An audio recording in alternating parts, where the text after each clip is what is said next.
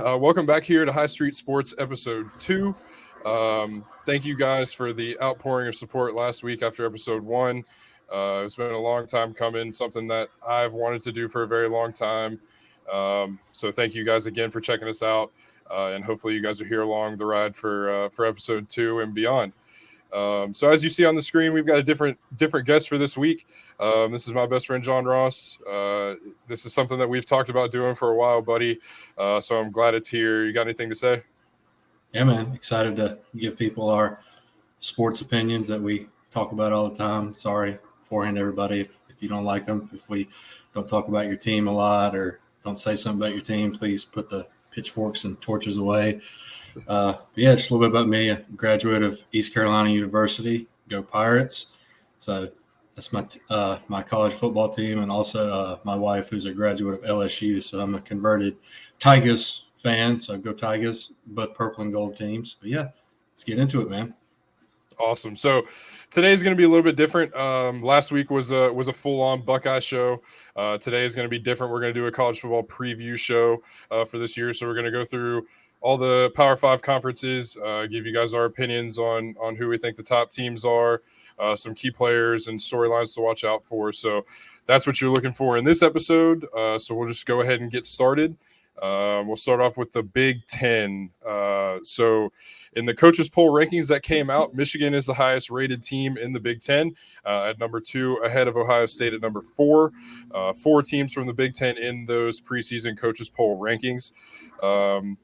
Obviously, Michigan is coming off of probably their best season 25 years or so last year, beating Ohio State for a second straight year and returning some major talent on both sides of the ball.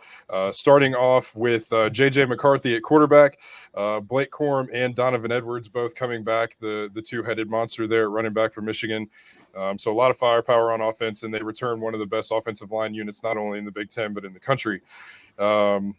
Some top players on defense, Junior Colson returns with Chris Jenkins and Jalen Harrell. Junior Colson was the top tackler on the Wolverines defense a year ago. So he comes back. Like I said, just a pretty talented Michigan team from top to bottom who seems poised to make a run at yet another Big Ten championship. Boy, how did that all taste coming out of your mouth? It tasted horrible. I'm going to be honest with you. I hate it. But this is going to be a space where we give credit where credit's due. That doesn't mean I have to like it. But on the other side of that, we look at the other team in that rivalry, the team in Columbus, Ohio, who is facing a big year on both sides of the ball, really. Ryan Day is under a lot of pressure to be the guy that he was in that Georgia game, which is what Ohio State fans got used to when he first started at Ohio State. So, really looking for that fearless play calling, throwing the ball. Obviously, a new quarterback is going to be in the fold this year, whether it be Devin Brown or it be Kyle McCord. I think Ohio State's going to go as far as their offensive line and quarterbacks take them. The receivers are talented. Marvin Harrison, Emeka Egbuka, Julian Fleming, Brandon Ennis is a freshman that's coming in looking to make an impact. Carnell Tate is another guy that's a freshman looking to come in and make an impact. There's 3 or 4 very, very talented players on that offense that when you think about, the responsibility of the quarterback, you just need to get him the ball in space and let him go make plays. And Ohio State should have another very talented and explosive offense. But like I said, I don't. Sorry, I was just gonna say I don't think I can remember a new quarterback walking into a more QB friendly offense than this. Yeah, it's a situation where all you really need out of a quarterback in a offense like this is to not turn the ball over, take care of the ball, minimize mistakes, and you should be looking at another very high powered offense for Ohio State. Really, the question is for Ohio State, is the defense going to be able to perform at a championship level? We saw a lot of things happen on defense last year where, in the last 2 games of the season, it was really 2 plays that separated Ohio State from a national championship. when you add a guy like Davis Adigbenosin in the transfer portal from Ole Miss, he adds, length, and he adds speed and athleticism on the boundary out there at corner. With a returning cast of Tommy Eichenberg, Denzel Burke, Michael Hall Jr., and Sonny Styles, who is a second-year player looking to make an impact at safety. Key games for the Buckeyes are at Notre Dame, Penn State at home, at Wisconsin, and the season finale at Michigan in November. What do you think about those two at the top of the Big Ten? I think you summed it all up perfectly. Those are the two teams, clearly ahead of everybody else. I think the whole conference will come down to who wins that game in Ann Arbor in November. Michigan, like you said, people are saying this is Harbaugh's most talented team yet.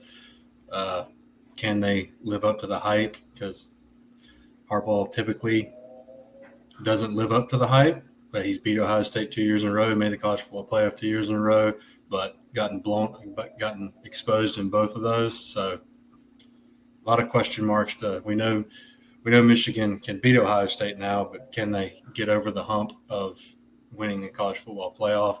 Ohio State, like you said, it doesn't really matter, honestly, who the quarterback is with all the weapons they have. Two best receivers in the country, the best receiver in a very long time in Marvin Harrison Jr., great stable of running backs, solid tight end. Like you said, though, can the O-line hold up and protect the new quarterback? Because with it being a new quarterback, you worry that if the O-line can't hold up, does he get flustered early and stuff like that? And like you said, too, can the defense – I think that was the reason Ohio State the only losses they had last year were because of the defense, not the offense. So that's a big question mark, and we'll probably learn a lot about them in that Week 4 trip to Notre Dame. Yeah, it's going to be an early season litmus test to see where Ohio State's out on both sides of the ball. Some key games for Michigan. They go to Michigan State, go to Ohio State, and then go to Penn State, and then they have Ohio State at home in that season finale. So another team in the Big Ten that should not be scoffed at is Penn State. This is a big year, it would seem, for James Franklin in Happy Valley. They have a new quarterback in Drew Aller that is supposed to be, a very, very talented quarterback back there. And they return Nicholas Singleton, another running back that Penn State has that can really move the football behind that offensive line.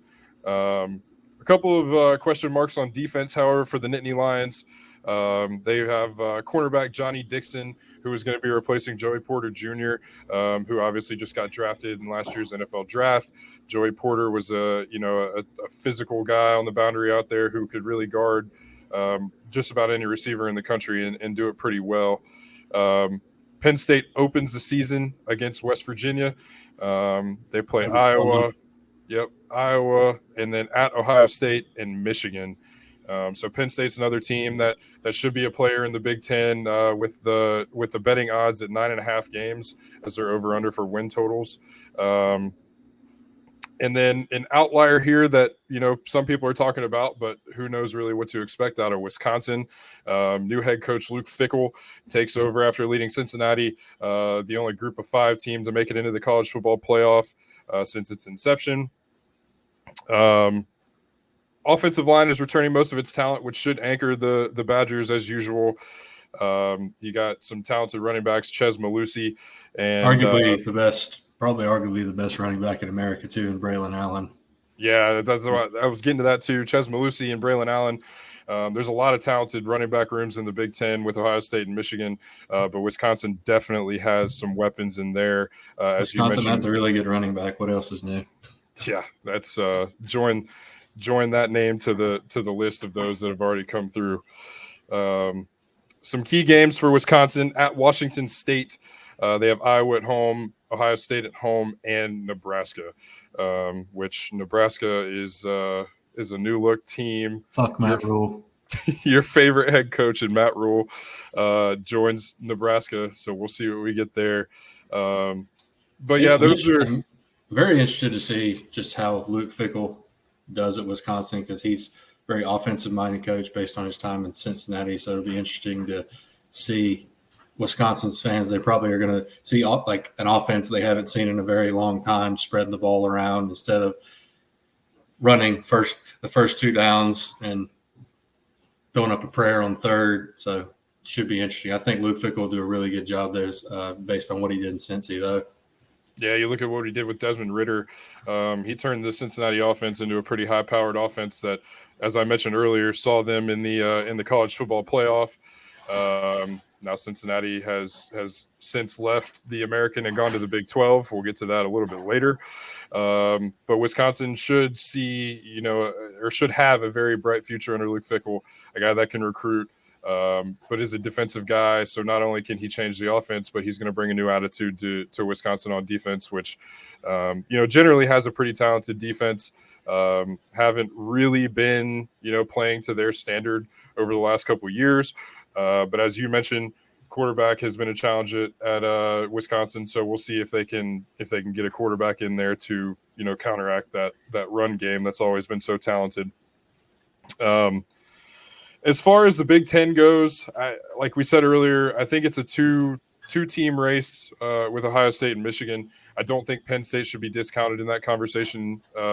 But then on the other side of it, you have Wisconsin and Iowa that will look to represent their side of the Big Ten in the Big Ten championship game. I don't know. If you ask me right now, I don't know what my answer would be on that Ohio State-Michigan question of who's gonna go to the Big Ten title out of those two. Like I said, Penn State. Yeah, Penn State shouldn't be discounted either. I definitely wasn't going to say Michigan for fear of never being invited again on this show. I don't know, man. To be honest with you, this, like I said earlier too, this is not a make it or break it year for Ryan Day, but this is a big year for Ryan Day, a bit of a prove it year. There's a lot. My opinion on it. Yeah. If he loses to Michigan this year, you don't let him back on the bus. Yeah, and that's we've got buyouts and things to consider there for contracts and whatnot, and that's another story for a different day. No pun intended. But we'll see what happens. I do think Ohio State and Michigan will both be undefeated in that game in Ann Arbor. I agree. And then that opens up the question: even if one of them like it did last year, like even if whoever loses, there's still that shot that both could get into the college football playoff.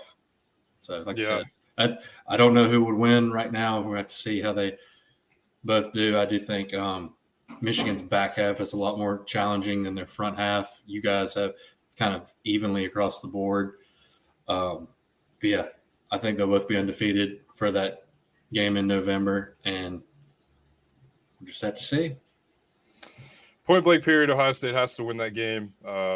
It's early on to say that a game is do or die, a must win or what have you, considering that there hasn't been any games played yet. But you look ahead, that last Saturday in November is definitely going to be one that seems to be a make it or break it game for the Buckeyes, as far as confidence goes going forward, especially in the rivalry. So that'll be a big game for Jim Knowles too.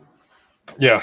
I'd venture to say that at Notre Dame, Penn State, at Wisconsin, and Michigan are all big games for Jim Knowles.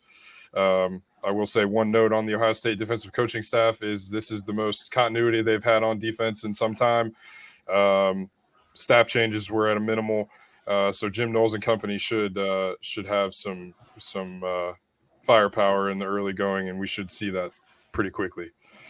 Who's a player on? Just curious. Who's a player on defense you not want, just need to step up this year? I think the easiest answer here is Denzel Burke, a guy who had a really good freshman season at corner, very athletic, very talented kid in the secondary. Dealt with a lot of injury last year, and it really all started after the first scrimmage in fall camp a year ago. Played with a club on his hand for a couple weeks in the season and just didn't really ever seem comfortable. I think if Denzel Burke can return to that freshman form, I think it'll lock down that secondary for Ohio State. A lot of question marks at safety as far as what we're going to do with all of those safeties and how we're going to play them. But I do think that Denzel Burke and his ability to go out there and lock down the other team's best receiver and really let that defensive line work and let everything else come together. I think Denzel Burke is a big big player on that defense that needs to have a bounce back season. Yeah, and I think the key for me for Ohio State on defense, just not a single player, but unit, is the defensive line, especially when you talk about wanting to beat Michigan, because you talked about the two-headed monster of Blake Corum and Donovan Edwards. If you can't stop them, you probably will get the same result you got these past 2 years. So the defensive line, I think, is the key for Ohio State's defense this year to really stepping up from the past 2 seasons. Yep, I agree with that 100%. I think it comes down to, in the Big Ten, and this is the last thing we'll say about the Big Ten, and then we'll wrap up and move on and talk about the SEC. I think in the last year of the Big Ten as we know it, before Oregon, UCLA, Washington, and USC come in next year, those are 4 teams that are going to, add a lot to the Big Ten. I don't think it takes away from anything that that we expect from the powers of the Big Ten, but it will change the look of it. And I think as it stands right now, I think Michigan is ahead of Ohio State in that race for the Big Ten. They're the favorites going into the season to win it by all accounts. So I think I'll give the edge to Michigan in the early going, and it's going to depend on Ohio State's offensive line and quarterbacks to see what happens with Ohio State and how far they go. Speaking of all those teams getting added, something no one's talking about. Can we change the names of these conferences? It's about time. Like, how many teams are there now? It'll be 18 in the Big Ten after this offseason. Okay, yeah, we need to. The Big 18 sounds kind of stupid, but yeah, we'll have to get back there and circle back and see what happens. I think the Pac-12 is the Pac-4 now, if my math is right. It's about to be the Pac-West, so it's going to be Cal, Stanford, Washington State, Oregon State joining the Mountain West. Yeah. So we'll put a pin on that. That's your Big Ten preview for right now at this point in the offseason. So let's move on to the SEC. What do you got? So SEC, I mean, obviously it speaks for itself. It seems like every except 2 national champion in the past decade has been in the SEC. But kind of interesting, this is the last year of divisions for the SEC. We know the ACC is moving away from it this year. We'll get into that later. But, yeah, the last year of the East and West divisions, and last year before Oklahoma and Texas join next year. So 2 prominent programs joining next year. But just get right into the SEC East. Really not much needs to be said because the East, if we're being honest, is Georgia and everybody else. It's pretty much what it all comes down to. Tennessee could surprise. They're ranked, I think, 10th in the preseason poll after a really good year last year. I do think Tennessee will be good. Josh Heupel is you could put anybody. You could put me back there behind center, and we could probably do something. But yeah, Tennessee, like I said, it's Georgia and then everybody else, like Tennessee, South Carolina, Kentucky, kind of fall into that second tier. Florida could be an interesting year for Florida because I honestly think Florida could be battling to just finish 500 this year. I do think they have a pretty good coach in Billy Napier. He's really doing a really good job on the recruiting trail for years after this. But like I said, could be a big struggle for Florida this year after losing Anthony Richardson at quarterback. The West, a lot of good teams in the West, but like in most other years, the West should come down to Alabama and LSU. Ole Miss and Arkansas and A&M kind of make up that second tier. But yeah, just kind of going through the divisions. Like we'll talk about Georgia a little bit. Let's be honest, there's no reason. I mean, you've heard everybody talk about Georgia's schedule. We can be honest, it's a cupcake schedule. It's honestly, like, Georgia fans, don't come after me. It's kind of shameful for a defending national champion to roll out a schedule like that.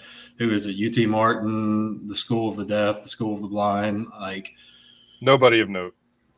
Yeah. So like I said, no reason they shouldn't run the table. But I mean, despite their weak schedule, I mean, you got to give them props. They're back-to-back national champions. They still have a very talented roster. They have not a standout running back, at least not yet, but they have a very deep stable of backs.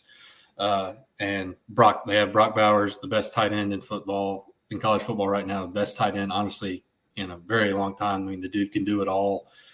Solid receiver core. You got Ladd McConkey coming back. And then, as usual, Georgia's calling card, monster defense. Don't know off the top of my head their points allowed last year, but I'm fairly certain it was about 13.6, something like that. And then the quarterback, Stetson Bennett, has gone after 8 years in college. And he's deciding to run for president now that he's of age. But the big question for Georgia with a quarterback is it's looking like right now it's going to be Carson Beck. And the question is, what's he going to look like? And honestly, how much does Georgia need from him?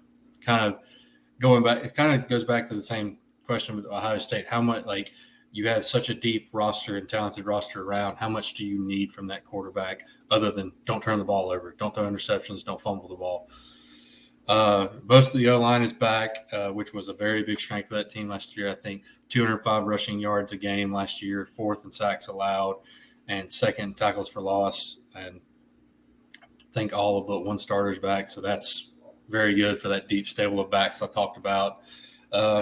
As usual, no notable weaknesses on the defense. It's just a matter of the next guys and what's honestly becoming the next NFL defensive factory, them stepping up after losing Jalen Carter. Who else? Kaylee Ringo at cornerback.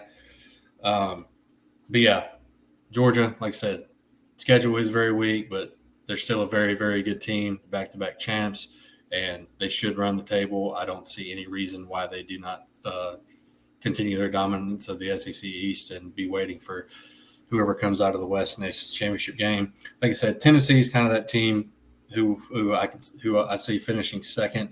They're the only team that could realistically, to me, challenge Georgia. The biggest question for Tennessee is which Joe Milton are they going to get? He couldn't do it at Michigan. He got benched for Hendon Hooker, but he did. I'll give him this. He looked very well. He looked like he could run the offense in the Orange Bowl last year against Clemson. But like I said, which one are you going to get? But maybe getting benched was good for him. And like I said, Josh Heupel's an offensive whiz, so he should be able to. Tennessee runs a very simple offense. Just go look at the Alabama game last year. Mm-hmm. So Joe Milton should. So he should. I think he will do well. Next, I'd say South Carolina is kind of that third team to me. They're a wild card. I think Shane Beamer is a very, very good coach. Same thing. You talk about the quarterback of Tennessee. The same thing you can say about South Carolina. Which Spencer Rattler are we going to get? Like I think this is his 5th year in college football. Just is he finally going to bring that consistency that people have wanted to see out of him since his days back in Oklahoma? Like we know, when the dude's on, like he's very hard to stop, and he's got a rocket launcher for an arm. And like I said, South Carolina, they've got some playmakers on offense, and they can score when they get rolling. But I think defense was really a big struggle for them last year, and they lost a lot of guys in the transfer portal and to the draft too. So, what's that going to look like? As far as the biggest game in the SEC East, I would say it's Georgia at Tennessee on November 18th. Especially if Tennessee's undefeated, then because like we talked about, Georgia will most likely be undefeated by that time. Right. So.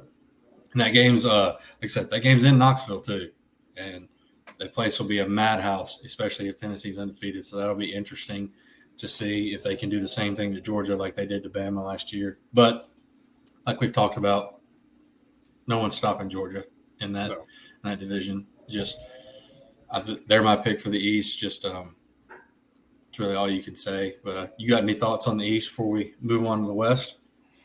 I don't think so. I think you hit the nail on the head pretty good. Georgia should return a team that's deep and talented enough, as we've seen over the last couple of years, to make a run at a three-peat. Will they get that three-peat? That remains to be seen, and we'll talk about that a little bit later when we talk about the college football playoff. But I think you're right. I think it's a 2-team race with Georgia and Tennessee. And like you said, there's a lot of question marks with Joe Milton. again, like you said, he's been in college for a long time, so he's very experienced, kind of similar to how Hendon Hooker was before last year. So we'll see. I mean, Joe Milton is another guy with a rocket arm.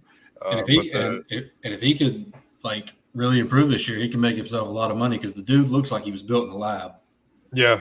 No, he's a big, strong guy, very talented quarterback. So, the question is, can you not turn the ball over, and can you make good decisions with the football and throw that thing where it needs to be and not 108 miles an hour all the time, because we know he can do that and let it go downfield. So no, I think you hit it on the head. I think Georgia would be my pick, and I don't think there's a lot of people that would disagree with that. They're a talented team. Kirby Smart and staff is they know how to get to those kids, obviously, after 2 national championships. So I think you're right there with Georgia and Tennessee. And I know they did lose their OC to the NFL. He's the Ravens OC now. So it'll be interesting to see if that has any effect on them all. But one team I didn't mention, the SEC East, is Kentucky. I know Kentucky kind of had a down year last year with Will Levis. I think he was putting too much mayonnaise in his coffee. Kind of struggled last year. Weirdo does that. That's a reason not enough. That's reason enough not to draft you right there for me. I think I would agree with that. But yeah, Kentucky, they get Devin Leary transferring in this year. So we know he's a good quarterback from 2 years ago at NC State. Really struggled with injuries last year, but we'll see what he can do at Kentucky.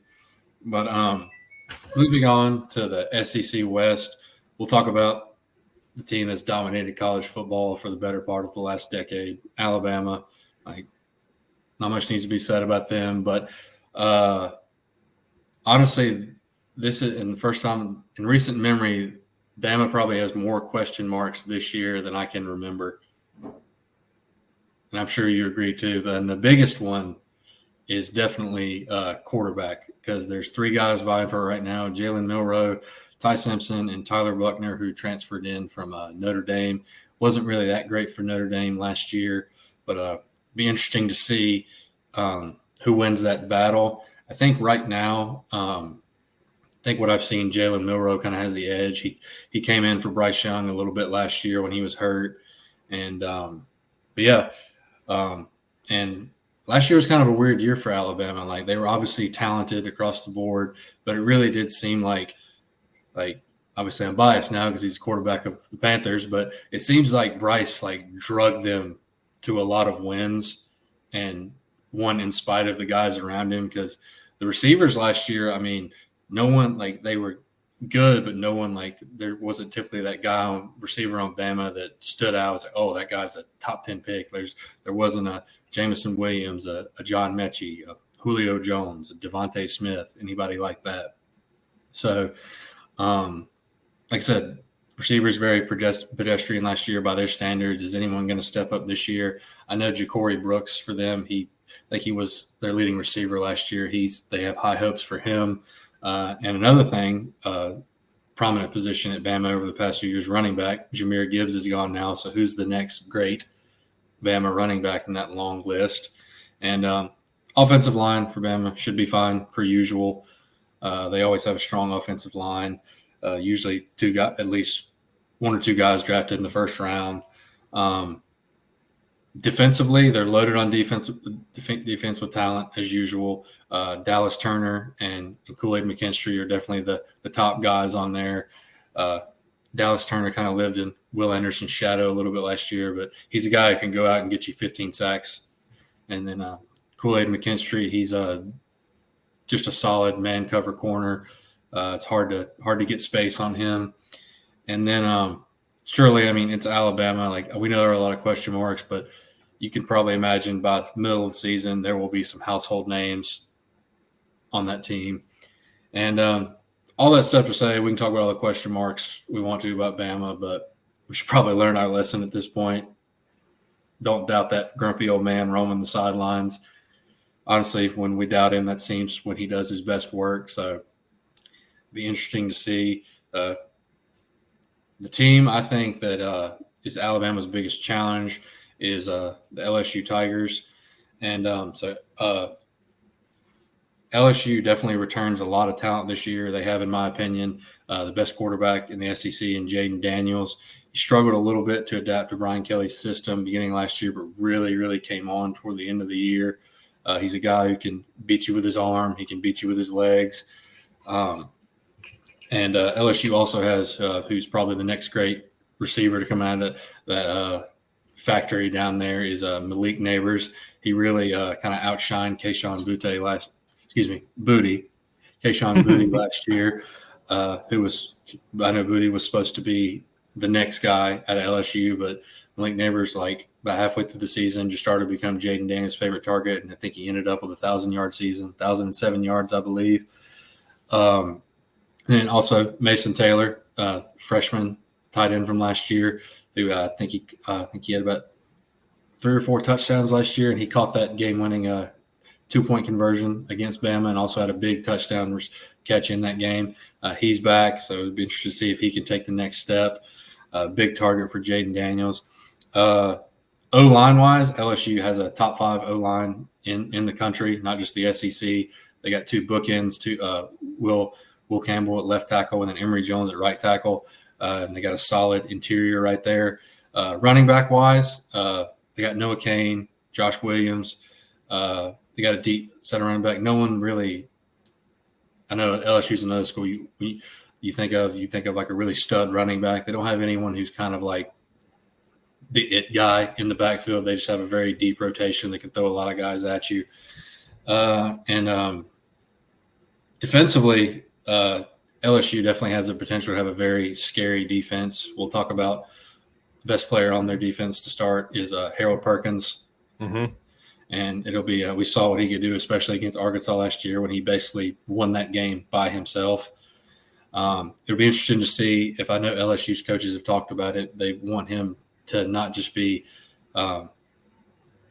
you're not just going to see him lined up in pass rush situations this year. They want him to become a more complete linebacker, which if he can do that, it's just not fair at that point how good he can be. And then another linebacker transferring in to LSU from Oregon State is Omar Spates. Very solid running back who should clean up whatever Harold Perkins doesn't get to.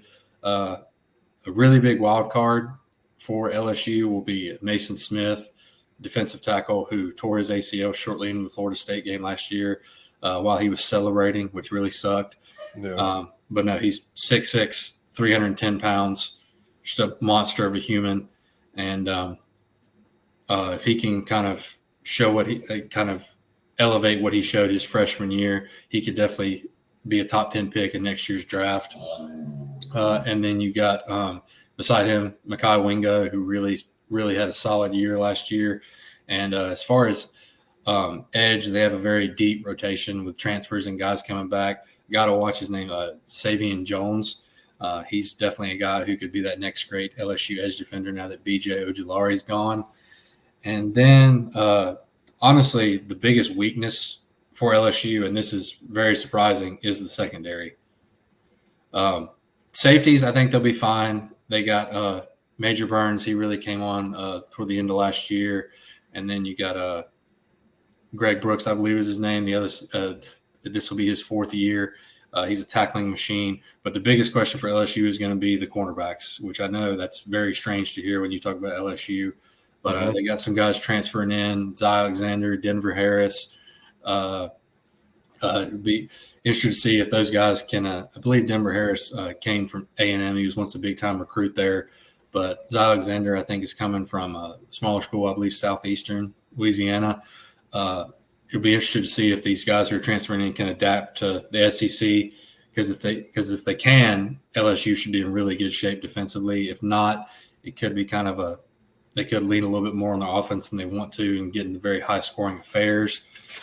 But, yeah, other than LSU and Alabama, who are, in my opinion, like I said, the clear top 2 teams, you got Ole Miss right behind them. Ole Miss, like they always do, or like Lane Kiffin always does, they're going to put up points. Mm-hmm. They probably have I know we talked about Corum, Donovan Edwards, Braylon Allen, but you can make the case Ole Miss has the best running back in America in Quinshon Judkins. He had close to 1,600 yards last year, and let's see here, 16 touchdowns.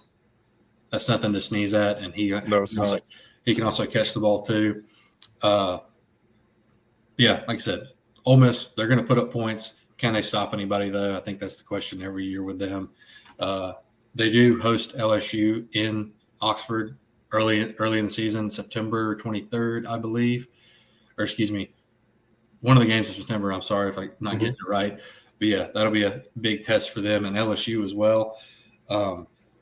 Same can be said like for Ole Miss, like for Arkansas. Arkansas, they got KJ Jefferson and Rocket Sanders back. They're going to put up points. They lost a lot on defense, though. Can't think of his name off the top of my head, but the guy who transferred from Alabama last year, who was a linebacker, or edge defender, he's gone. They lost tackling machine, also one of the greatest names in football history, Bumper Pool at linebacker. So, yeah, he's gone. But, yeah, Arkansas, Ole Miss, they're going to put up points, but can their defense hang with anybody? And A&M, people are saying A&M could be pretty good this year. I know they're not giving them the lofty expectations they did last year, which may be good for them, but I'm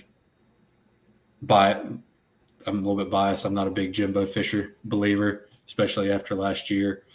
Yeah, like I said, Arkansas, Ole Miss, A&M kind of make up that second tier. Mississippi State, they could do something. I mean, they could be interesting to see coming off the year where they lost Mike Leach, RIP Coach Leach. See what they can do. They yeah. What are your thoughts on the SEC West? No, I think it's exactly what you said at the top. I think it's going to be a 2-team race between Alabama and LSU.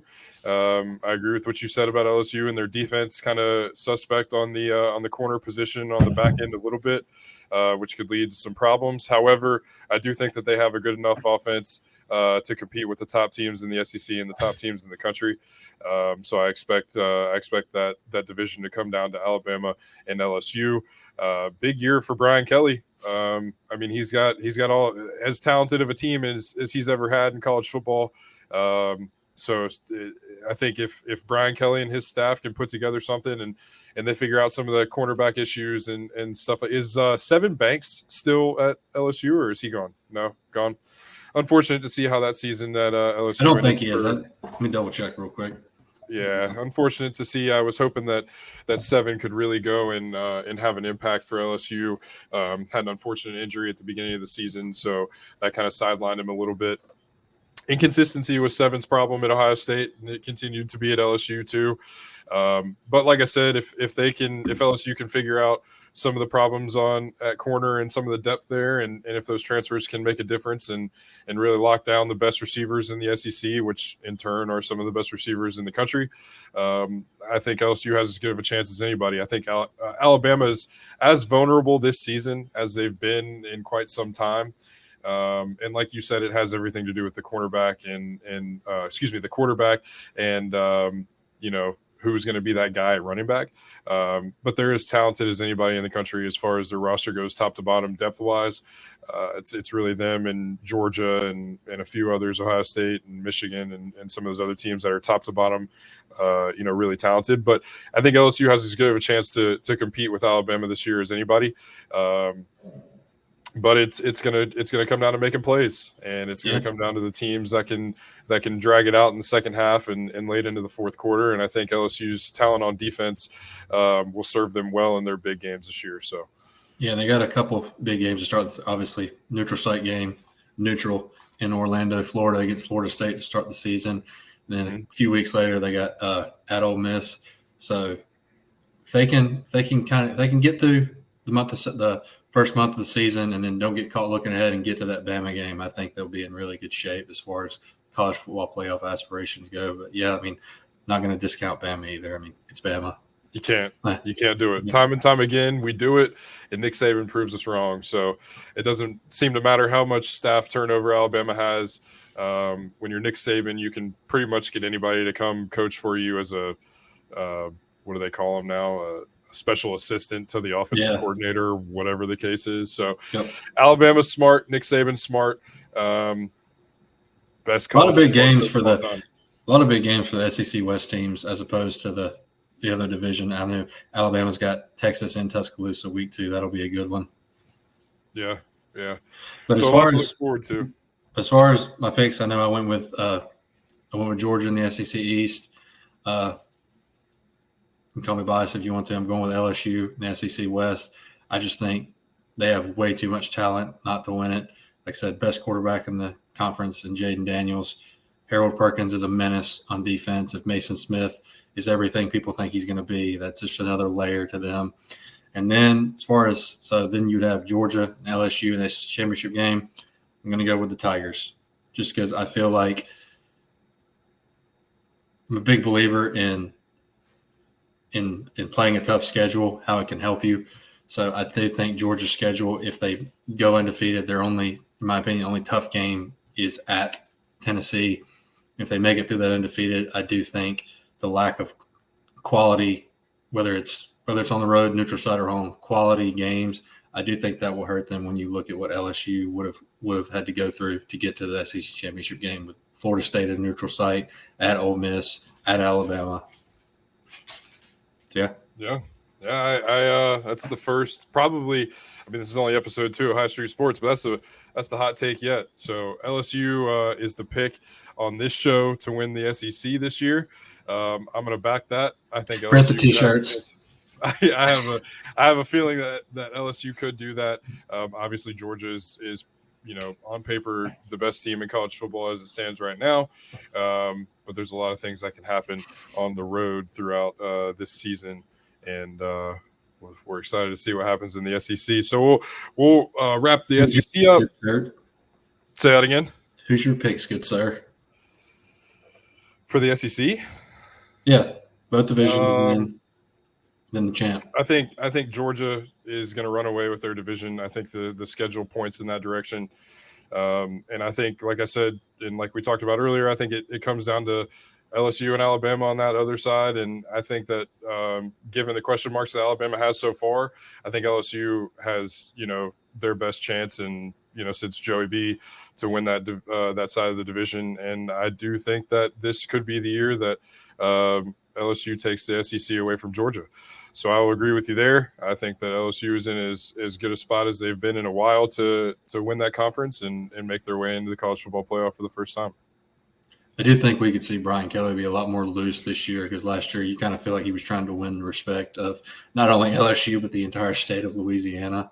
Yeah. So yeah, he didn't do himself any favors to start out, but I think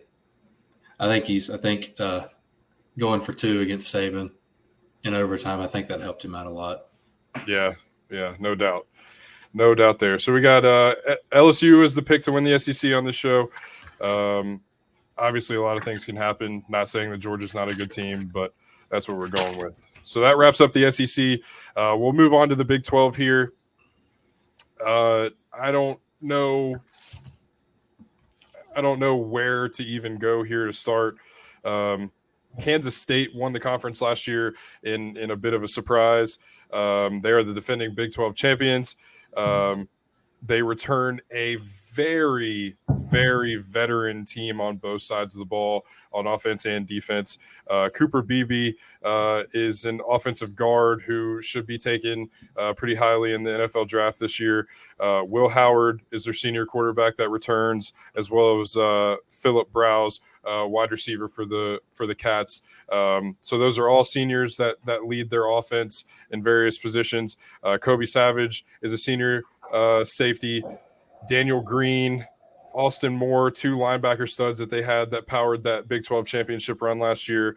So, I mean, it's like I said, it's a very senior-driven team. They're probably the most experienced team in the Big 12, so that should make it pretty easy for them to at least have a shot at defending their crown. Their over-under on wins this year is 8.5, which I found to be interesting for a team that is returning so much talent. And, coming off of a conference championship, they play at Missouri, at Oklahoma State. They have TCU at home and then go to Texas. So I think, they have every bit of potential to repeat as a Big 12 champion. Moving on up to the 2 big names that are going to be in the conference for the last year before they make their jump into the SEC. We'll talk about Oklahoma first, whose win-loss total is set at 9.5 this year by BetMGM. Second year for Brent Venables. First year did not go how they wanted it to in Norman by any stretch.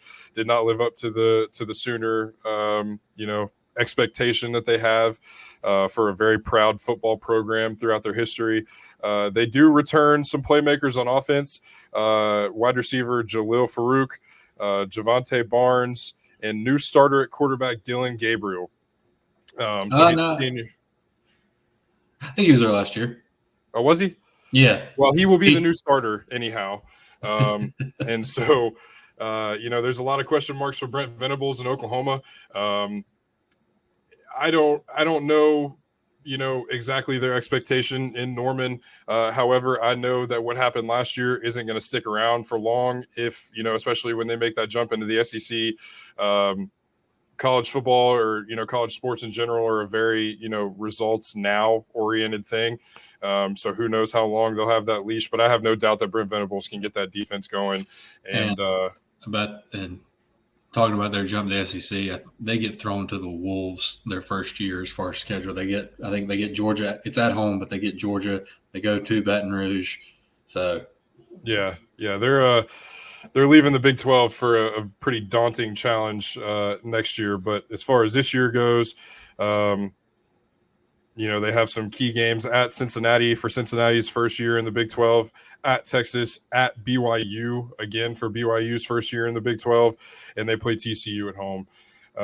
So, it's not going to get any easier for Brent Venables and company. I think this year is a year that they really need to take a good hard look in the mirror and figure out what their identity is going to be going into the SEC. They have their last year in the Big 12 to kind of figure that out and prove not only to themselves that they can win games under Brent, but they've got a pretty stout conference that they're walking into. So big year for Oklahoma and Brent Venables.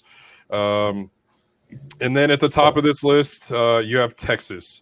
Third-year head coach Steve Sarkisian in Texas. I think I don't know if they're calling it a quarterback battle in Texas or not. I think, Quinn Ewers is probably going to be the starter week one for Texas. And he's got some speed around him at the wide receiver position. Xavier Worthy coming back for Oklahoma. And the Georgia transfer, Adonai Mitchell, will be in Norman this year. In Austin this year. So, they're going to have a big challenge finding out where to go, especially at the running back position, moving on from Bijan Robinson, who was drafted last year, who by all accounts was the best back in college football, I think, by many opinions last year. They've got some dudes on defense too in Texas, so we'll see what happens there. They go to Alabama. They go to Baylor, play Oklahoma at home, and they also have a game at TCU. So TCU is a team that, you lose Max Duggan at quarterback, and, who knows where to go next. So we'll see what happens in the Big 12. Like I said, notable additions to the Big 12 this year are UCF, BYU, and Cincinnati. So the conference is going to look a little bit different. I don't know, how far-fetched it is to say that Kansas State will repeat. But I also do know that Texas is going to have a pretty good team. And if they can get past Alabama and win that game and take care of business against Oklahoma and, win the games that they're supposed to, I don't know if there's much, competition in the conference outside of Texas, Oklahoma, and Kansas State. Do you have any thoughts on the Big 12? Yeah, if Quinn Ewers can stay healthy, I think Texas can be very, very dangerous.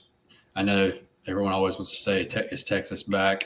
I've been skeptical in the past few years, but I do think Sark is a very good coach, another offensive whiz. And if Texas can stay healthy, I think they could do a lot of big things. And Oklahoma, it'll be interesting to see. I know Brent Venables calling card his defense, and a lot of Oklahoma fans are really excited about him because with Bob Stoops and Lincoln Riley, they score 100 points on you, but they give up 101. Mm-hmm. So it'll be interested to see if he can kind of make his stamp on that side of the ball in year two, because he's a good coach too. I think last year it was just an adjustment for him, being in that role for the first time. Kansas State, they're the defending champs. Like you said, they return a lot of talent. So it's their division until it isn't. I don't know too much about them, so I'm not going to make an ass of myself. But I think Baylor is people are projecting them to be pretty good this year, and I think they play Texas at home. I think it's early October or late September. I'm not sure, but yeah, that'll be a big game for them. So Baylor's I know a team to look out for in the Big 12. Absolutely. I think just based on what we can judge off of last year and how they played. You saw how Texas played Alabama until Quinn Ewers got hurt. And even after he got hurt, Texas still had a chance to win that game and probably should have. I think, to your point earlier, is Texas back? We don't know that. I think there's still a lot of question marks that they need to, figure out and prove.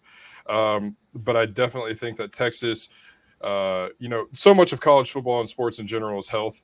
And we saw how unfortunate that injury to Quinn was in that game against Alabama.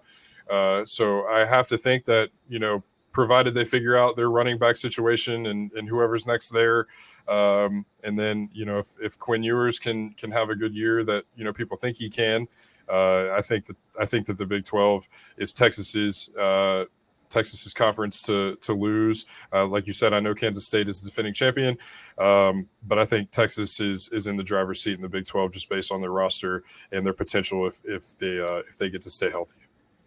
Hopefully he can't stay healthy and do well, because the dude just looks like he was born to play quarterback at Texas. Yeah, the mullet and everything about him. Yeah, he's a Texas boy for sure. So I think, we spent a lot of time on the Big Ten and the SEC. I think that's about the long and short of the Big 12. I don't think UCF is going to have a chance to compete at the top of that conference this year. I don't think BYU will either. And Cincinnati's got a lot to figure out in their first year with a new head coach, and a lot of a new look roster there as well. So I think that's it for the Big 12, and we will move on to the ACC. What you got? So ACC, we talked about earlier, the divisions are no more in this conference. It's the top two teams who are going to play for the championship. And Clemson, they've won 7 out of the last 8 years. And so they're one of the top teams, along with Florida State, who I guess you can start saying is Florida State back after these past few years they've had. Last year was the best year they've had in a while.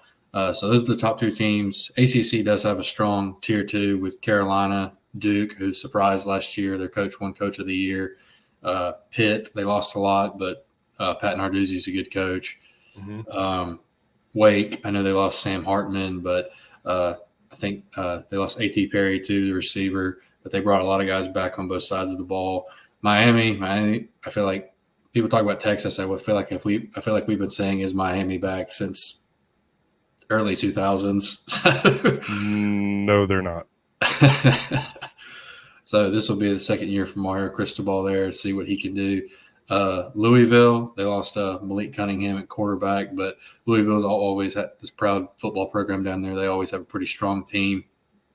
But we'll talk about the two top teams, like I said, who will be Clemson and Florida State. Clemson, they've missed the college football playoff the last 2 years, despite overall good seasons. And honestly, given what I know your opinions on him, but given what Dabo's created down there, these past 2 seasons can be kind of probably to their fan base can be seen as failures. 2022, they had a balanced offense, but kind of untypical for Clemson, like no standout playmakers, no really household names. They were really inconsistent throughout the year. One week they looked like they figured it out. The next week they struggle with a middle-tier team. Quarterback, Kincaid Klubnik, take the next step. I mean, because DJ, how you say his last name? Uiagalelei. He's not there for Clemson fans to beat up anymore. He's out west. So can Klubnik take the next step?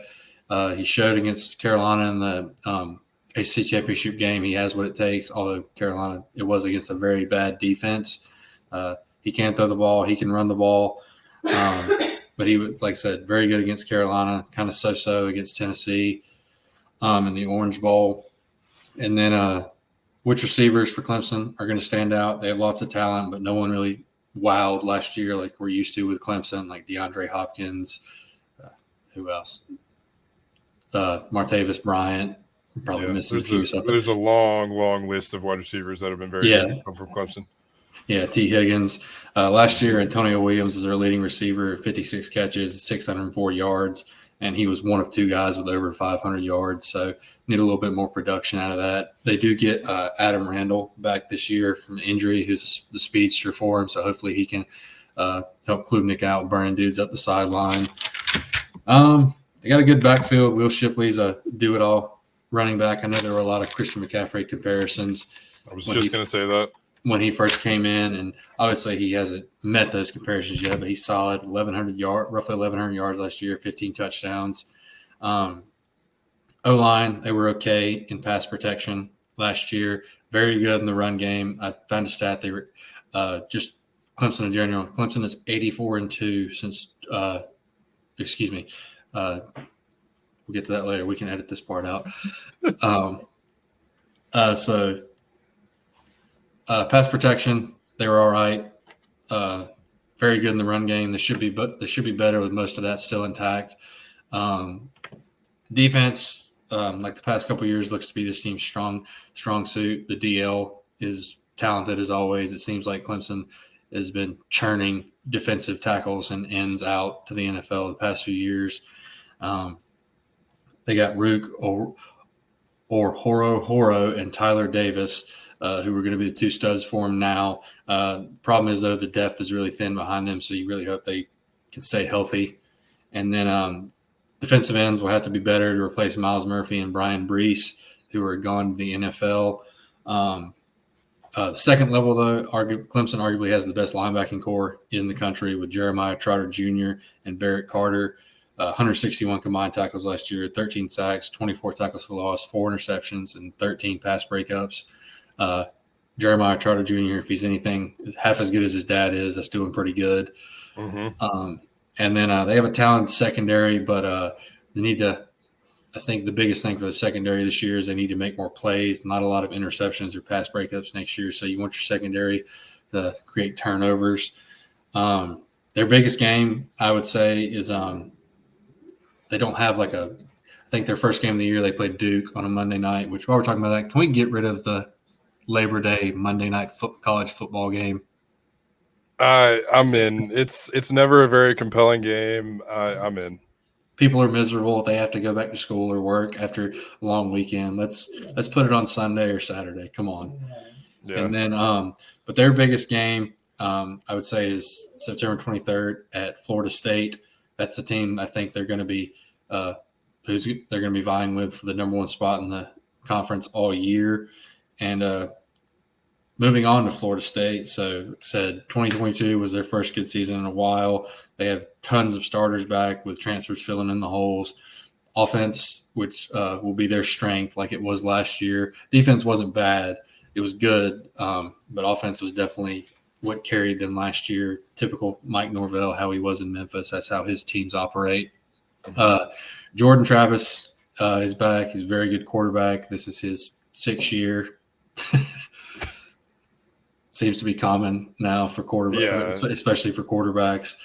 Like I said, but still, Jordan Travis is a very good quarterback. He can run the ball too. He's got a lot of weapons at the skill positions to throw to. O-line should be better for him. In 2022, they were the number one team in the conference in rushing with 214 yards a game. Should be more of the same this year. Trey Benson is the lead back, and he's I think he carried the majority of the load last year. But they have a lot of depth back there, deep stable of horses in that backfield. Receiver-wise, they have Johnny Wilson, who's 6'7", 240 pounds. It's a beaver. Kind of speaks for itself. He only had 43 catches last year for 897 yards and only 5 touchdowns. But like I said, you can't teach size, and he should be better this year. He did have average 21 yards per catch last year, which is that's an eye-opening stat right there. Yeah. On the other side of the ball, their defense is projected to be better. Like I said, it was good last year. It's projected to be even better this year, mainly because they got Jared Verse back, who's top 10, possibly a top 5 pick next year. He had 9 sacks and 17 tackles for loss last year. One thing about Florida State, they could stand to force more turnovers on the defensive side of the ball. They had 8 interceptions and 6 fumble recoveries last year. Secondary is loaded with talent this year. It should benefit from a very good defensive line. The one I think the biggest question for Florida State this year is can the defense get stops for the offense? Because offense is going to put up points, but a lot of times I think Florida State really struggled with last year was quarterbacks who could actually sounds cliche, but quarterbacks who could put the ball in a receiver's hands, accurate QBs. I think all of their losses, the quarterback on the other team had at least 64% completion percentage. Oh, wow. So yeah, that's the biggest question mark for them, I think. Biggest game for them, I think it's a toss-up between first game of the year in Orlando versus LSU, and then that same game, September 23rd at Clemson, because it could be a situation. I know there's a lot of projections, but you could be sitting with 2 losses before the first month of the season's even over, and that all but eliminates, especially if you're in the ACC, that all but eliminates you from the playoff conversation. Absolutely, yeah. Any thoughts? We talk about sleepers here in a segment. Any thoughts on Clemson, Florida State? I'm sure you agree that they're definitely the top 2 the teams to beat in that conference this year, per usual. Yeah, and I think it's usual.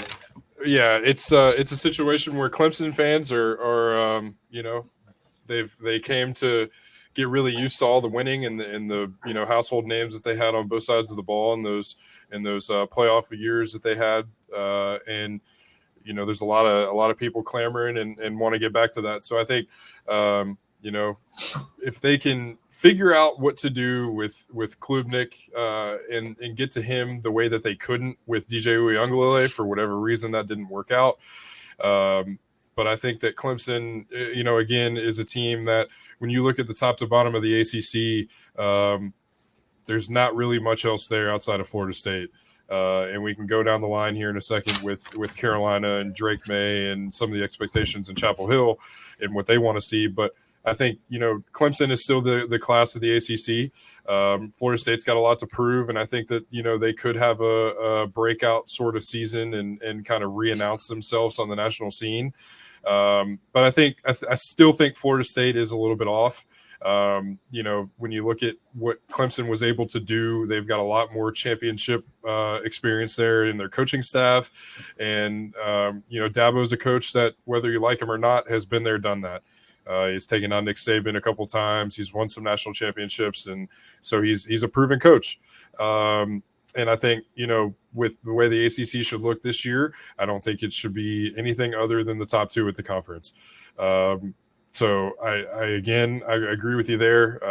I think that, those will be the 2 teams. And like you said, too, Florida State's got to be careful because they can find themselves out of the not only the race for the conference, but the race for the college football playoff with the expectation that they have in the season that everybody wants to see out of them. But I also think, Clemson, if they slip up a couple times too, it could be the same situation on the other half. So we'll see what happens. But I definitely think that Clemson and Florida State are at the top of the conference, just like you said. Yeah, and some sleepers we talked about it a second ago. Carolina, you can honestly call them the North Carolina Drake Mays because that's the biggest question for them. Who's going to help Drake out? We all know how good Drake May is. He's going to be one of the top quarterbacks taken in the draft when it's his time. He got sacked 40 times last year in 2022. Good God almighty. And the defense also gave up the most points in the conference. That's not a winning recipe for your quarterback, especially when it's talented as Drake May. And it's just interesting to see what Mac Brown can do with a quarterback as talented as this, because it just seems like,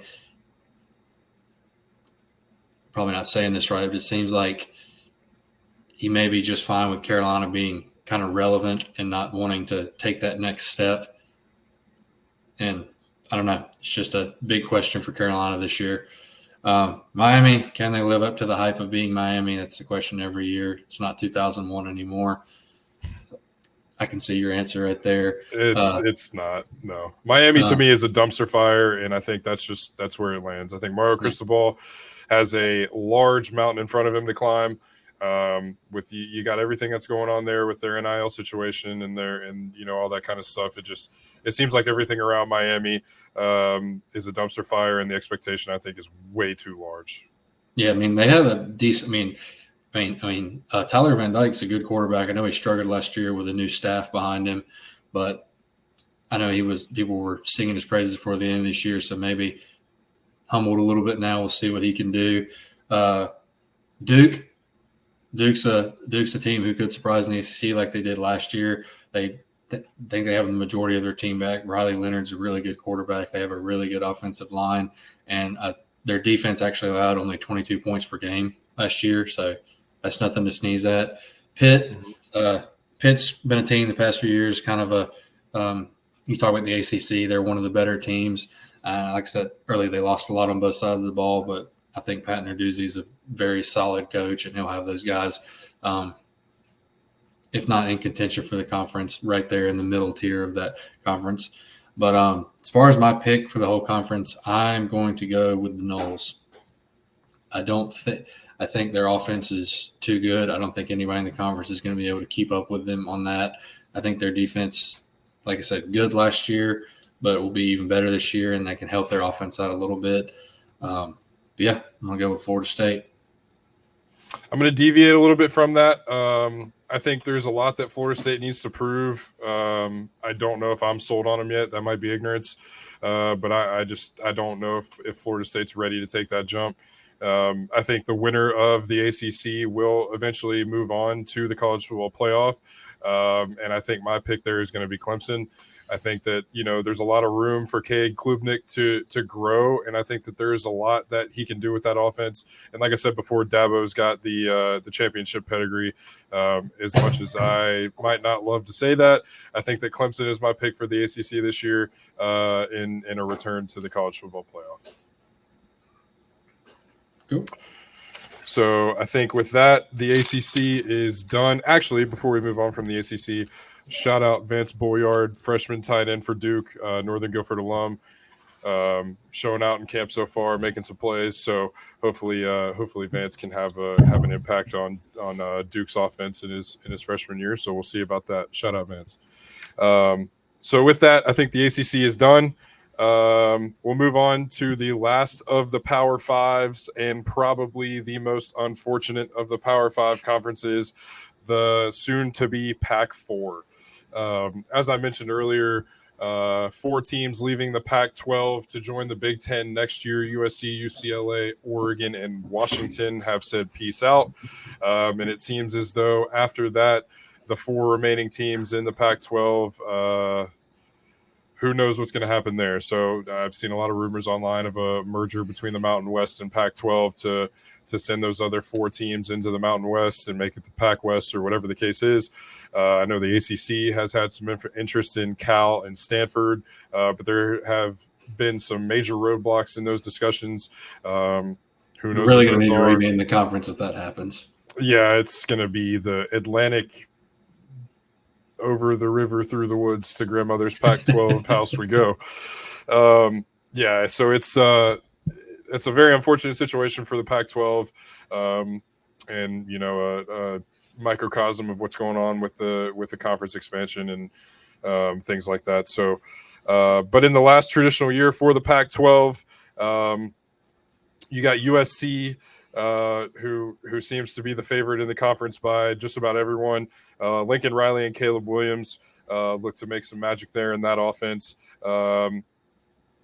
They've got some talent on the receiver position as well. USC does.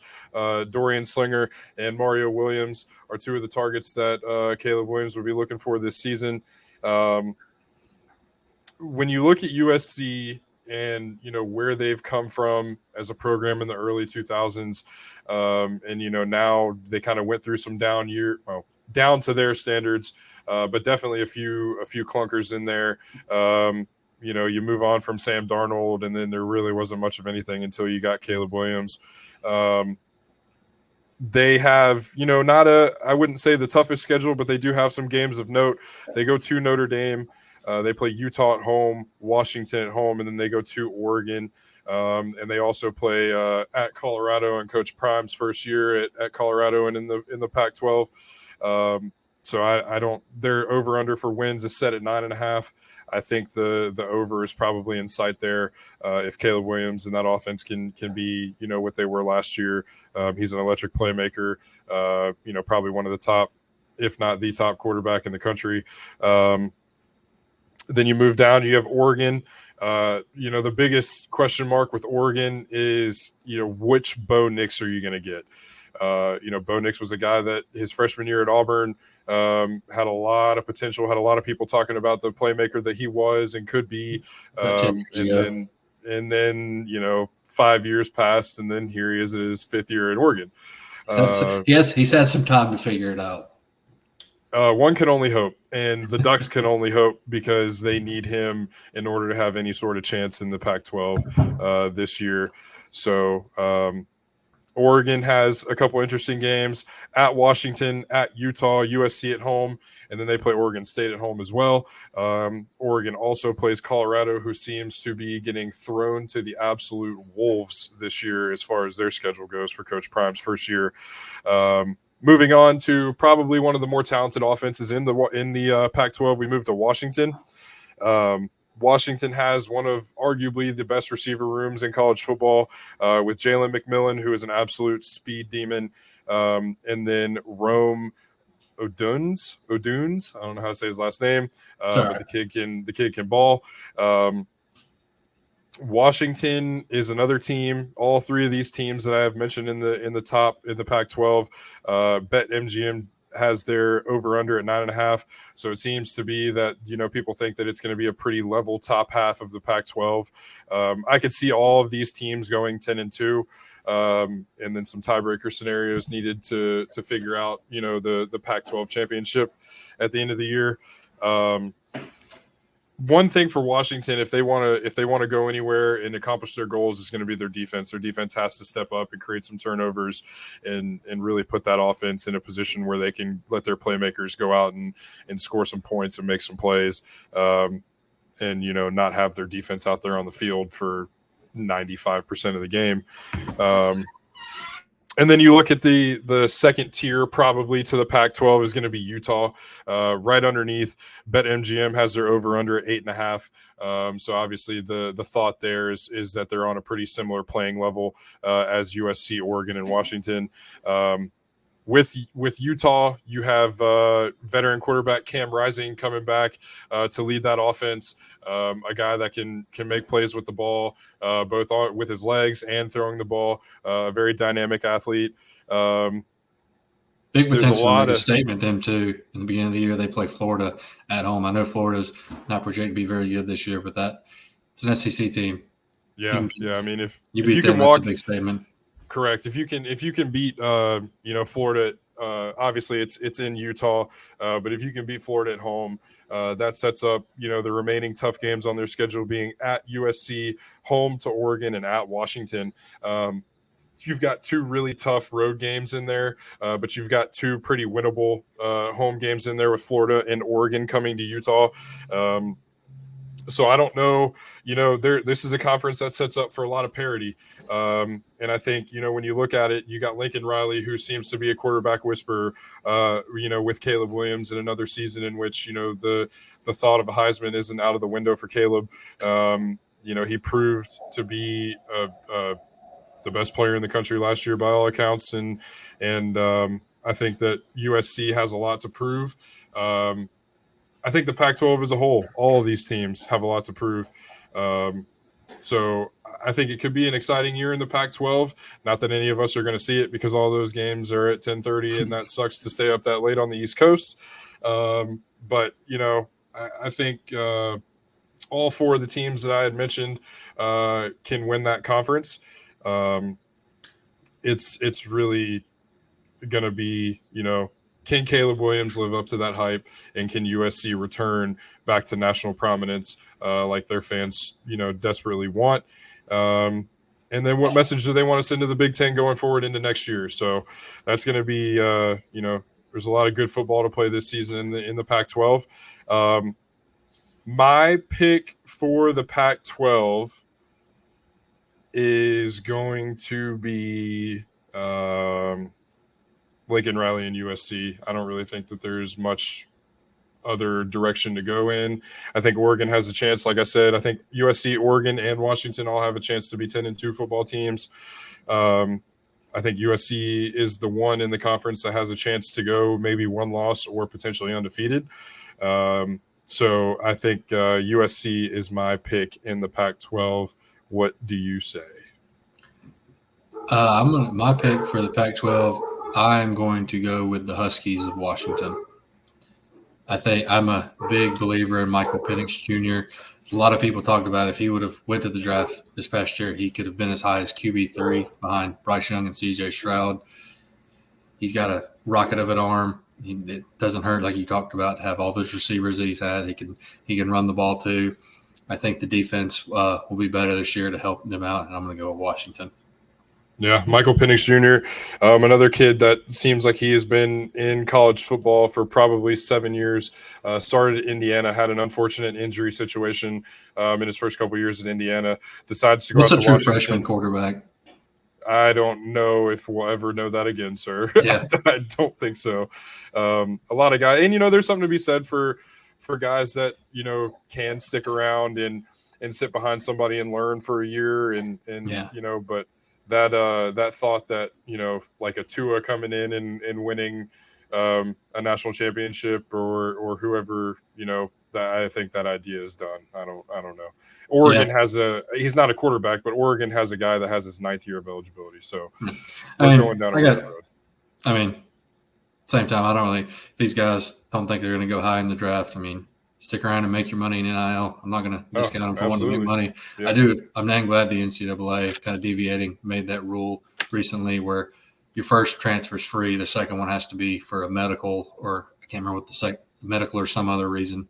So I think that's the smart way forward because you got to do something to stop this free agency that has become college sports. It's interesting to see, how fastly all this stuff has developed and the transfer portal and NIL and how quickly it's changing college sports. And, that's another conversation for a different day as far as what it's doing to the totality of college sports. But you're seeing guys that are in the league for a while, Stetson Bennett, Hendon Hooker. I think sorry to interrupt you, but I think NC State just had a guy transfer to them. I'm not sure where he came from. I think this is his 8th year. Which proves my point. But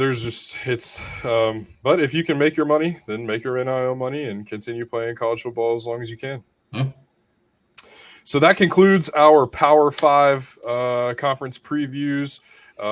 We have one thing left to do, and that's Group of 5 conferences. Well, actually, I just remembered we forgot one conference, a conference of one. Oh, we don't need to talk about Notre Dame. We don't. They haven't won a big game in 18 Notre Dame, years. join a conference, and we'll talk about you.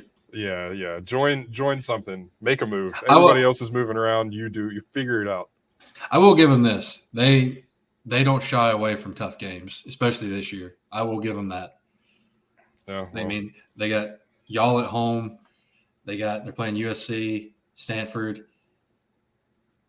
I think they play in week 0, if I'm not mistaken. I know it's not a tough game. That'll be a cool game. They play in Dublin, Ireland. Yeah. Well, against Navy. Marcus Freeman has a lot to prove. Sam Hartman is a baller, though. Sam Hartman is a baller. I'll give him that. How can Marcus Freeman continue to find ways to try and turn Notre Dame into Ohio State? We will see. So, moving on from Notre Dame, I do not expect them to be anywhere in the college football playoff race. These comments could come back to bite me in week 4, but we will see.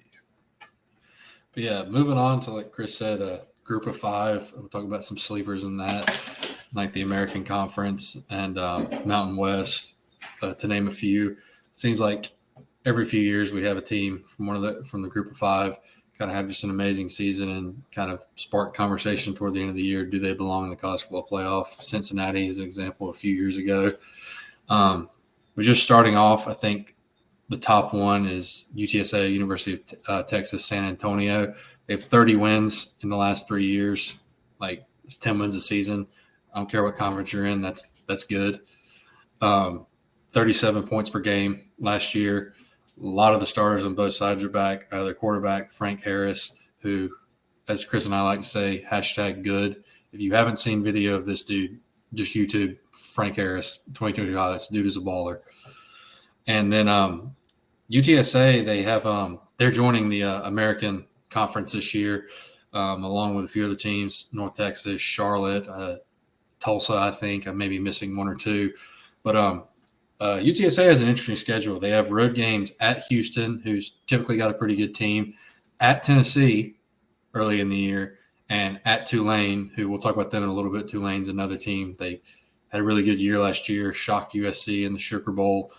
So it's not out of the question, man. I mean, if UTSA can run the table with those road games, you want to say they may need to help some other places, some teams losing, but I mean, at Houston, at Tennessee, at Tulane, provided Houston's decent and Tulane lives up to their hype. I mean, they're undefeated by the end of the season. That's a valid conversation, in my opinion. Yeah, I mean, it started with Cincinnati, and it shows. Well, I guess it really started with UCF. All those talented teams that UCF had, and their bowl win against Auburn a couple years ago, and some other things like that. I mean, and that's, in my opinion, that's what makes college football fun.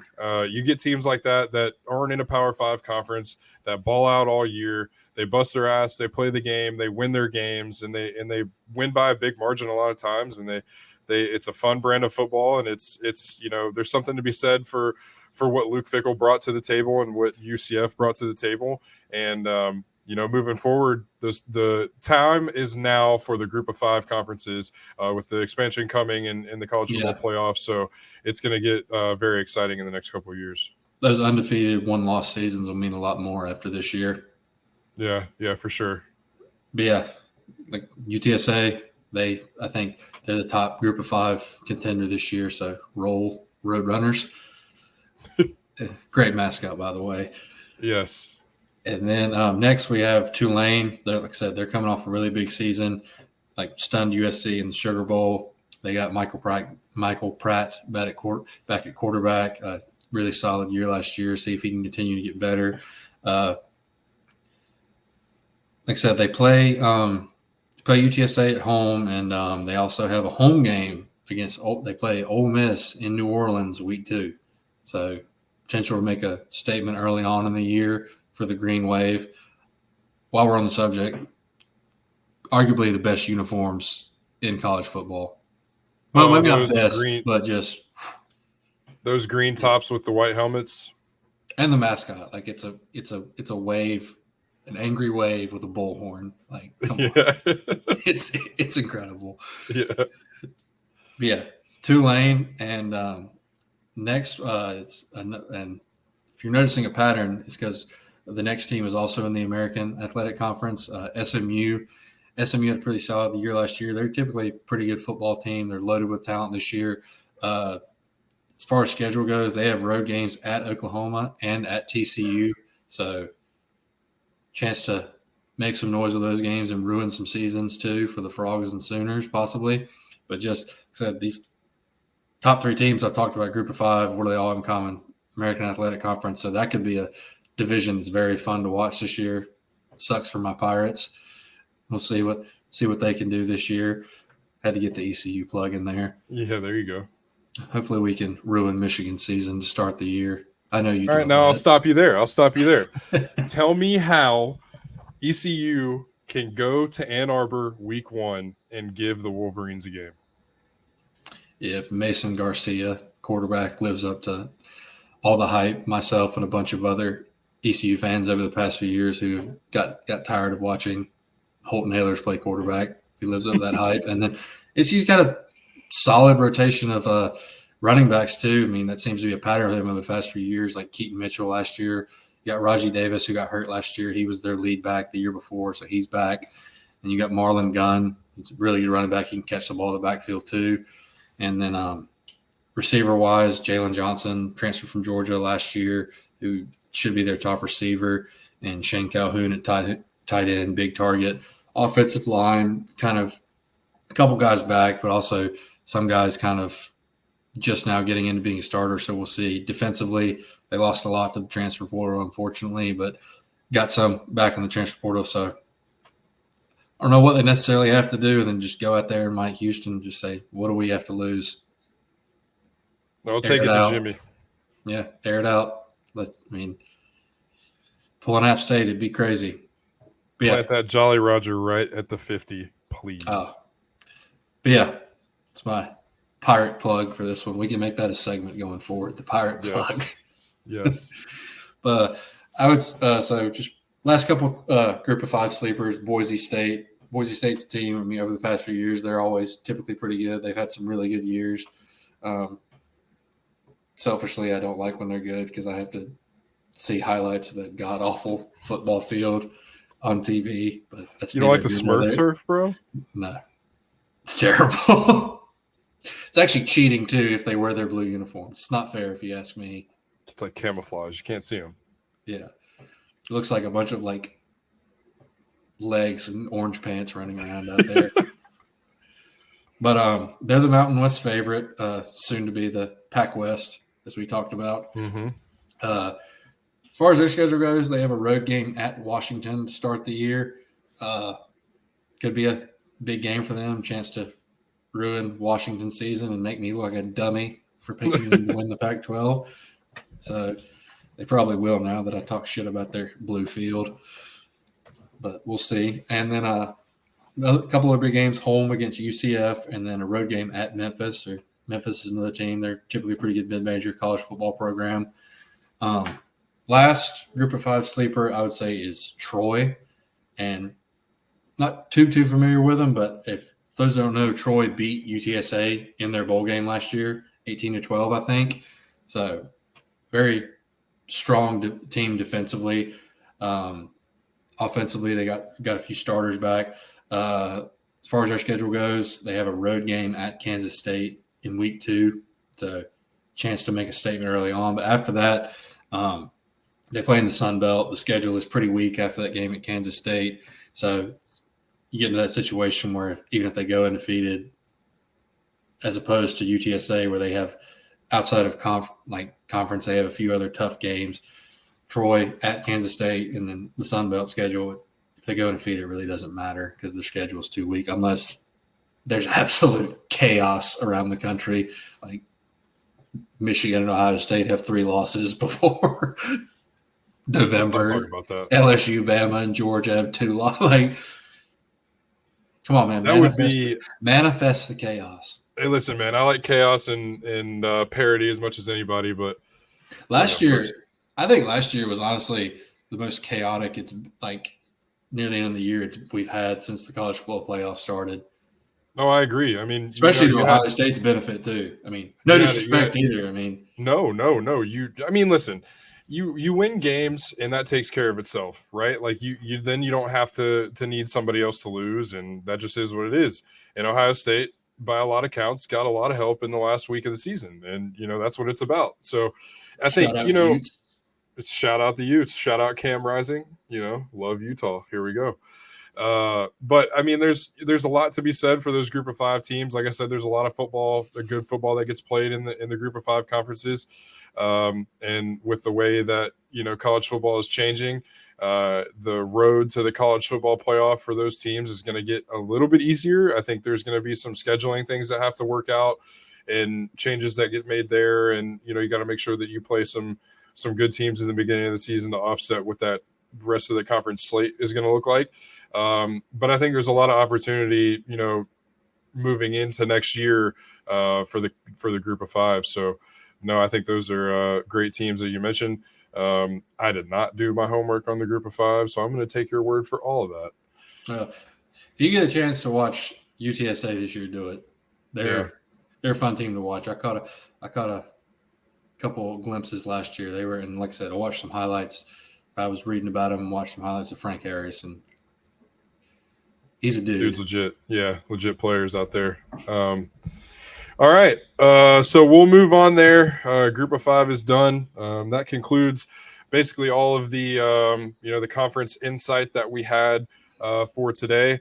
We'll move on to one more topic and then we'll wrap up here. and that is the college football playoff. Over my right shoulder, you kind of see the picture of SoFi Stadium, which is where the 2023 college football playoff will be held. Big time seasons loom for a lot of programs this year. A lot of teams, want to prove themselves. Georgia wants a three-peat. Ohio State wants to get back to a national championship and win a national championship. Michigan wants to win their first championship outright since like World War II or something like that. But first shared national champion. Yeah, first national championship for Michigan since 1997. So there's a lot of teams that are up there, vying to make the college football playoff. Hopefully my predictions for the college football playoff won't be as bad looking back on it as Desmond Howard's were this past year. But we'll get into that here. So I don't know how to do this first. Do you want to just go ahead and give all four teams, and then I'll go ahead and do the same thing? Yeah. We don't have to. The season hadn't even started yet. We can just give I was probably just going to give my 4 picks. I wasn't really going to pick seeds or anything or who's going to win it. I was just going to give my 4 teams who I think is going to make it. So I'll start in no particular order. I'm going to go Ohio State. I think the Buckeyes are just too talented offensively. I don't care about the question at quarterback. Like, they're just loaded at all the skill positions to not make it. And then I got Michigan also making it. I have Ohio State and Michigan making it. I think, like I said earlier in the show, I think they will both be undefeated when they play each other in Ann Arbor. And whoever wins the Big Ten championship, whoever wins that game wins the Big Ten championship. Obviously, they're going to go. I do think the loser will still make it too, because I think there will be, whether or not there's help anywhere else. I think they both have very tough schedules that'll go a long way. I'm going to go with LSU because, like I said, I picked them to beat Georgia in the SEC, and if you win the SEC, come on. Yeah, you're in. It's an automatic ticket. You're in. Unless you have like 3 losses, if Alabama had 3 losses and won the SEC, they would probably find a way to put them in. I'm sure they would. But that's neither here nor there. And then my last pick might be kind of a shock. I'm going to go with the Texas Longhorns.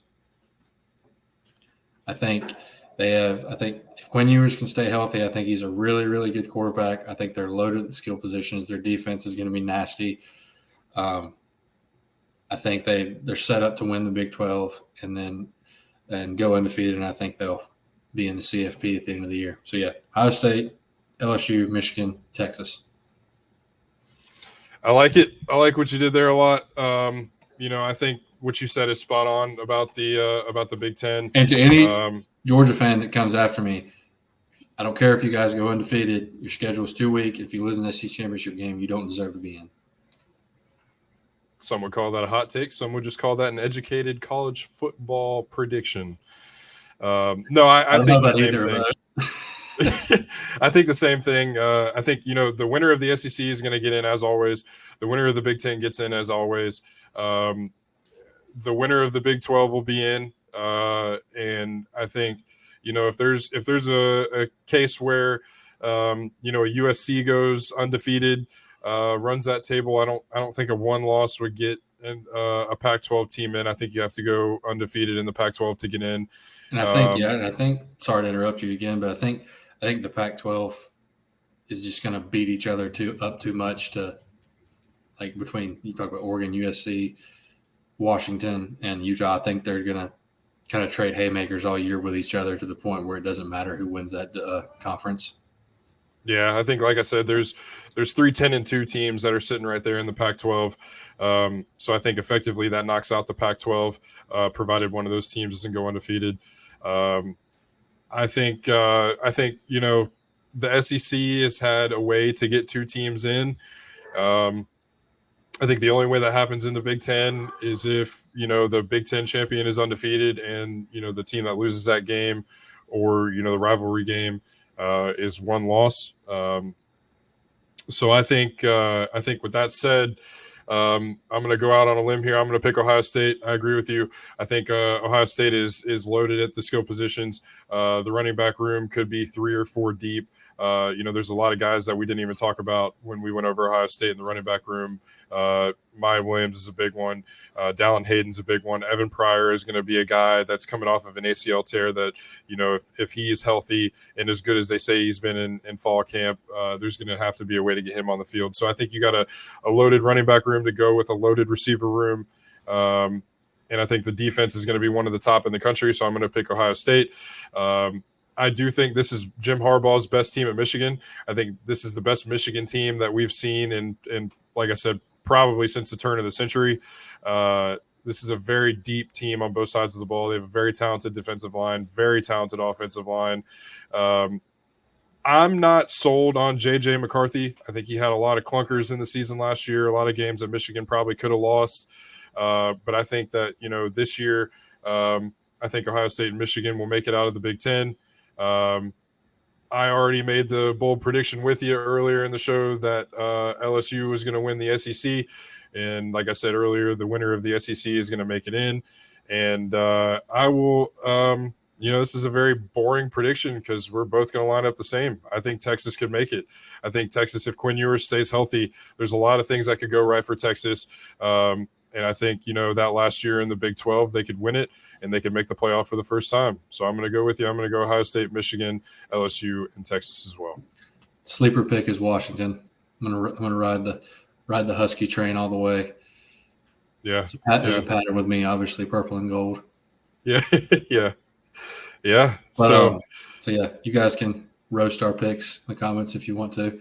I still don't think it'll be as bad as Desmond Howard last year. Baylor, whatever.